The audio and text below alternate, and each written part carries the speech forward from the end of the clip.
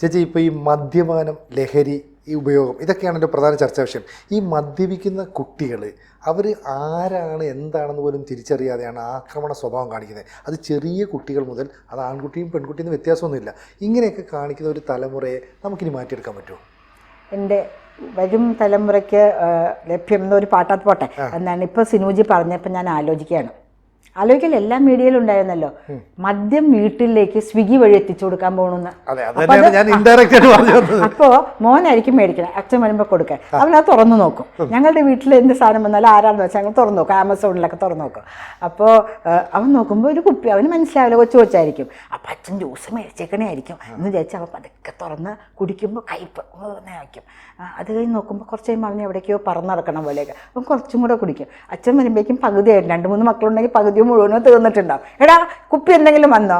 അച്ഛാ ഞങ്ങൾ കുടിച്ചു, ഭയങ്കര കയ്പ്. അച്ഛൻ എങ്ങനെ കുടിക്കണു, ഇതെന്ത് ജ്യൂസാ ഞങ്ങൾ വിചാരിച്ചു. അപ്പോൾ ഇതേ ഞങ്ങളിങ്ങനെ പറന്ന് നടക്കണ പോലെയൊക്കെ തോന്നുന്നു, എല്ലാം മറന്നു പോകുന്ന പോലെയൊക്കെ തോന്നുന്നു. എനിക്ക് ചേട്ടനെ അടിക്കാൻ തോന്നി, ഞാൻ ഒരടി കൊടുത്തു. അപ്പോൾ ചേട്ടൻ എനിക്ക് 2 അടി തന്നു. അപ്പോൾ അമ്മ വന്നിട്ട് ചോദിച്ചു, നിങ്ങൾ എന്താ കാണിക്കണേ? ഈ കുപ്പിയിലിരുന്ന് അച്ഛൻ്റെ ജ്യൂസ് ഞങ്ങൾ കുടിച്ചതാണ്. അപ്പോൾ അമ്മ ഒന്ന് കുടിച്ച് നോക്കുന്നു, ഞങ്ങൾ അമ്മയും കുടിപ്പിച്ചു. അപ്പോൾ അമ്മ ഭയങ്കര വയറുണ്ടായി, ഞങ്ങൾക്ക് 2 കടി തന്ന്.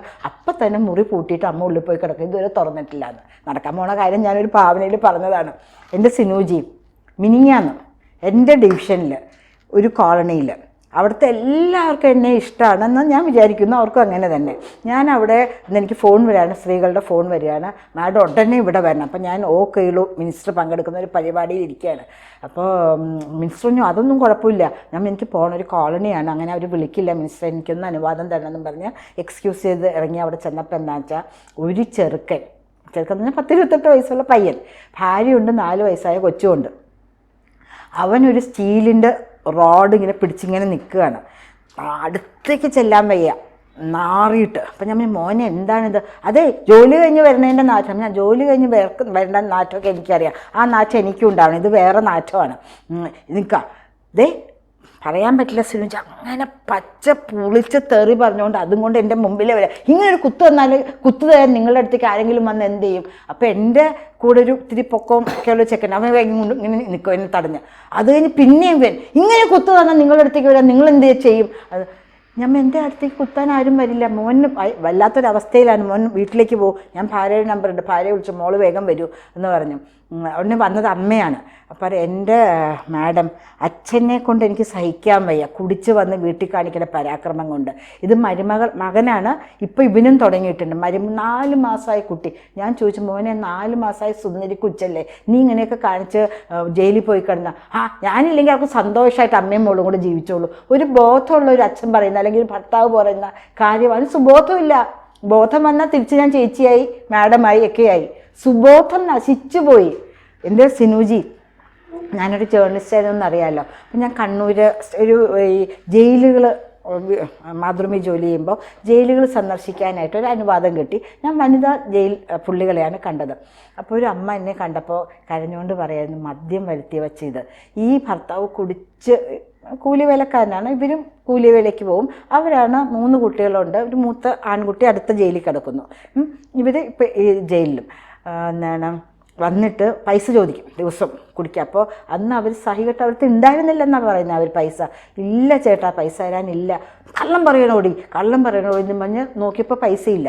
എവിടെ കൊണ്ട് ഒളിപ്പിച്ച് വെച്ചിട്ട് ഇനി സത്യം പറയുക, ഞാൻ നോക്കട്ടെ എന്നും പറഞ്ഞ് പായിൽ കിടക്കണ കൊച്ചു കുഞ്ഞ് 8 മാസമുണ്ട്. അതിനെ ഈ കംസൻ ശ്രീകൃഷ്ണനെ എടുത്തു എന്നൊക്കെ അല്ല, ദേവി എടുത്തിങ്ങനെ ഉയരത്തിലേക്ക് പോയി എന്നൊക്കെ നമ്മൾ വായിച്ചിട്ടില്ലേ?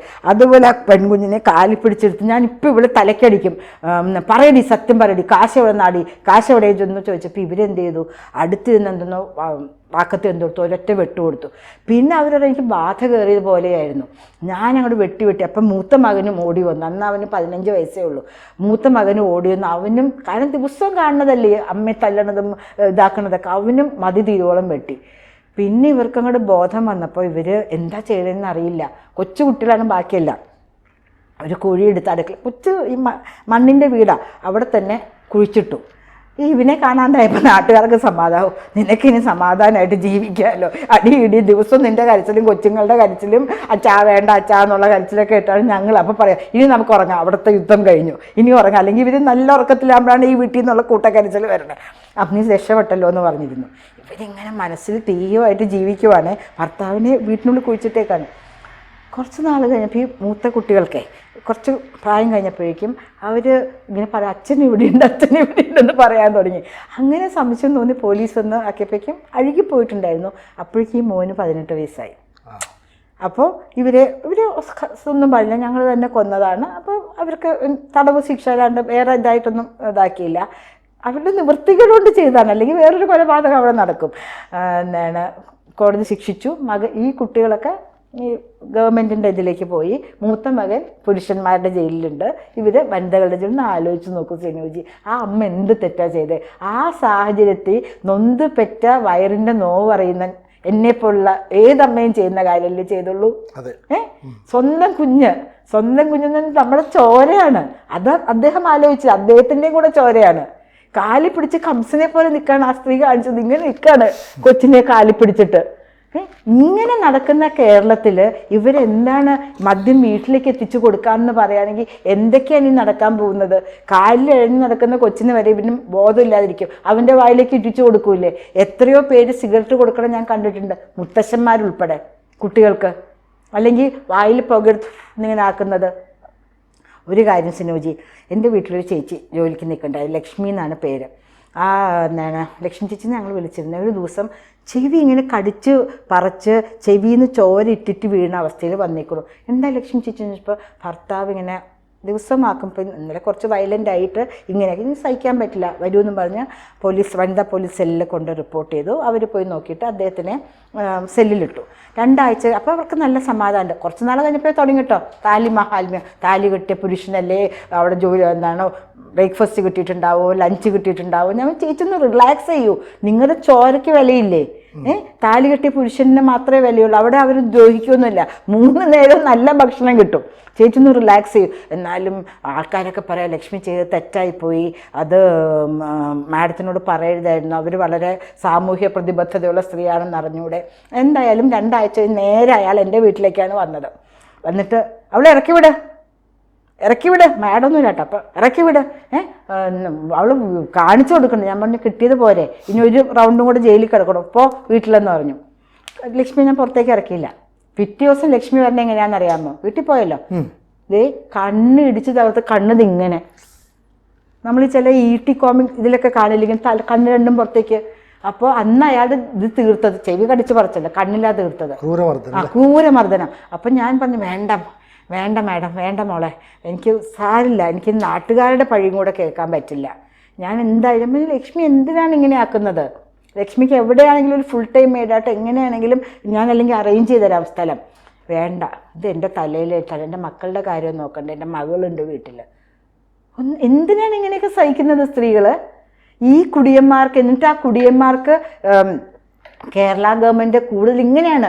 സിനുജിക്ക് അറിയല്ലോ, 2 ഇത് നമ്മുടെ ഇതുണ്ടല്ലോ, ഇത് നമ്മുടെ എൻ്റെ ഡിവിഷനിലെ അന്യദേശ സെക്സ് വർക്കേഴ്സ് മുഴുവൻ ഒരു ലോട്ടറി ടിക്കറ്റും പിടിച്ചുകൊണ്ട് നിൽക്കും. Single lottery. ഇത്രയധികം ലോട്ടറി വിൽപ്പനക്കാരോ ഡിവിഷനിൽ എന്തെങ്കിലും ജോലി ചെയ്യുന്നു അത് കാണിക്കാൻ വേണ്ടിയിട്ട് 1 ലോട്ടറി ടിക്കറ്റ് ഉണ്ടാവുള്ളൂ. അത് ഏതെങ്കിലും മാസത്തെ കഴിഞ്ഞതൊക്കെ ആയിരിക്കും കേട്ടോ. ലോട്ടറി വിൽപ്പനയും കള്ളുകുടിയുമാണ് കള്ളു വിൽപ്പനയാണ് കേരളത്തിൻ്റെ ഏറ്റവും പ്രധാന മാർഗം. ഒന്ന് ചൂതെന്ന് പറയാം. എറണാകുളത്ത് അമ്പലത്തിലേക്ക് കയറാൻ പറ്റില്ല, ഇപ്പം 500 രൂപയുടെ ഇറങ്ങിയിട്ടുണ്ട്. മാഡത്തിന് എങ്ങനെയാണ് ഭാഗ്യം വരുന്നതെന്ന് അറിയില്ല, ഒരെണ്ണം മേടിക്കൂ. ഞാൻ പറഞ്ഞു എനിക്ക് ജോലി ചെയ്യാനുള്ള ആരോഗ്യമുണ്ട്, എനിക്ക് വേണ്ട ചൂത്. അല്ല മാഡം എപ്പോഴാണ് വരുന്നത്? ഞാൻ എന്നെക്കാട്ടിൽ അർഹരായിട്ടുള്ളവരുണ്ടാവും, അവർക്ക് കിട്ടിക്കോട്ടെ. കള്ളുകുടിയും ചൂതും. എന്താണ് കൗരവ പാണ്ഡവന്മാരുടെ ഇതിൽ നടന്നത്? ചൂത് കളിച്ചിട്ടാണ് ഇതായിപ്പോയത്, രാജ്യം നഷ്ടപ്പെട്ടത്. കള്ളുകുടിയും ഇതും തന്നെ. ഇങ്ങനെ ഒരു രാജ്യം, ഒരു സ്റ്റേറ്റാക്കി. വേറെ എത്ര സ്റ്റേറ്റിൽ ഞാൻ പോയിരിക്കുന്നു, പലതരത്തിലുള്ള കഷ്ടങ്ങളുണ്ട് അവിടെ. പക്ഷെ ഇതുപോലെ ക്രൂരമർദ്ദനം ഒരിടത്തുമില്ല. സ്വന്തം മകളെയും ഭാര്യയും അമ്മയും ഒന്നും തിരിച്ചറിയാത്ത അവസ്ഥയിലാണ് മദ്യപാനവും. ഇതാണെങ്കിൽ പിന്നെ എൻ്റെ ഡിവിഷനിൽ ഫ്രീ ആണ്. ഞാനൊരു 2 ജേർണലിസ്റ്റ് അപ്രന്റീഷിപ്പിന് വന്ന കുട്ടികളെ അയച്ചു. അവരെന്നെ കുറച്ച് നേരം കഴിഞ്ഞപ്പോൾ വന്ന് പറഞ്ഞു മാഡം ഈസിലി അവൈലബിൾ. അവരടുത്ത് പറഞ്ഞ് 5 മിനിറ്റ് നിൽക്കൂ, നിങ്ങൾക്ക് എന്താ വേണ്ടേ, MDMA ഇത് അവർ കഞ്ചാവാണ് ചോദിച്ചത്. അപ്പോൾ പറഞ്ഞാൽ നിങ്ങളെ കണ്ടിട്ട് ഇത്തിരി ഇതാണെന്ന് തോന്നുന്നുണ്ടോ, MDMA എന്ത് വേണമെങ്കിലും 5 മിനിറ്റ് തന്നാൽ മതി, ഗൂഗിൾ പേ ചെയ്താൽ മതി. അപ്പോഴേക്കും അവർക്ക് കുറച്ച് സാധനം കിട്ടും. അവർക്ക് പേടിയായി. എൻ്റെ central division Ernakulam south railway സ്റ്റേഷനിൽ വന്നിറങ്ങാൻ എളുപ്പമുണ്ടല്ലോ. അതിൻ്റെ അപ്പുറത്ത് തന്നെയാണ് ഈ അതിഥി തൊഴിലാളികളുടെയൊക്കെ മുഴുവൻ ഇരിപ്പിടങ്ങൾ. പോലീസും ഞങ്ങളുടെ ആരോഗ്യ ഇതും വന്ന് മാറ്റിക്കഴിഞ്ഞാൽ within half an hour they are back on the spot. അപ്പം ഇതൊരു ചെയിനല്ലേ. അപ്പം അതൊക്കെ നടക്കുന്ന സ്ഥലത്ത് ഗവൺമെൻറ്റും കൂടെ ഫ്രീ ആയിട്ട് 4 ലിറ്ററാണ് ഒരു ദിവസം നമുക്ക് എത്തിക്കാൻ പോകുന്നത്. എന്തൊരു ഹാപ്പിയാണ്. ബാലഗോപാൽജിക്കാണെങ്കിൽ ഭയങ്കര ഹാപ്പി, പിണറായി സഖാവിനാണെങ്കിൽ അതിനേക്കാളും ഹാപ്പി. പിന്നെ എന്താണ് അതിൻ്റെ MD ഒരു ലേഡിയാണ്. ആ മാഡമെങ്കിലും ഒന്ന് ആലോചിക്കണ്ടേ. അവരൊരു IAS ഓഫീസറാണ്, പക്ഷേ IPS ഓഫീസറാണ്. പക്ഷെ ബാക്കി സാധാരണ സ്ത്രീകൾക്കൊരു പ്രൊട്ടക്ഷനും ഇല്ല. അവർക്ക് പ്രൊട്ടക്ഷൻ കൊടുക്കേണ്ട ആൾക്കാരാണ് ഇങ്ങനെ ചെയ്യുന്നത്. എൻ്റെ സിനോജി ഒരു വിധവയായ ഒരു പെൺകുട്ടി, നല്ല സുന്ദരിയായിട്ട് 3 കുഞ്ഞ് ആൺകുട്ടികളാണ്. ഒരടച്ചുറപ്പില്ലാത്ത വീടാണ്. രാത്രി ആകുമ്പോൾ കഴിയുമ്പോഴേക്കും ചുറ്റും വേട്ടാവളിയന്മാരെ പോലെ ഈസി ടാർഗറ്റ് ഫോർ പ്രോസ്റ്റിറ്റ്യൂഷൻ. നല്ല സുന്ദരി സ്ത്രീകൾ, ഭർത്താവ് മരിച്ച സ്ത്രീയിൽ ആഗ്രഹങ്ങളുണ്ടാവുമല്ലോ. എന്നോട് പല സ്ത്രീകളും പറയാറുണ്ട്, ഭർത്താവ് മരിച്ച സ്ത്രീകൾക്കൊക്കെ ആഗ്രഹങ്ങളുടെ ഇതാണെന്നാണ്. എല്ലാവരും ഭർത്താവിൻ്റെ ഉറ്റ ഫ്രണ്ട്സും ഉൾപ്പെടെ സഹായിക്കാൻ അങ്ങോട്ട് വരിക.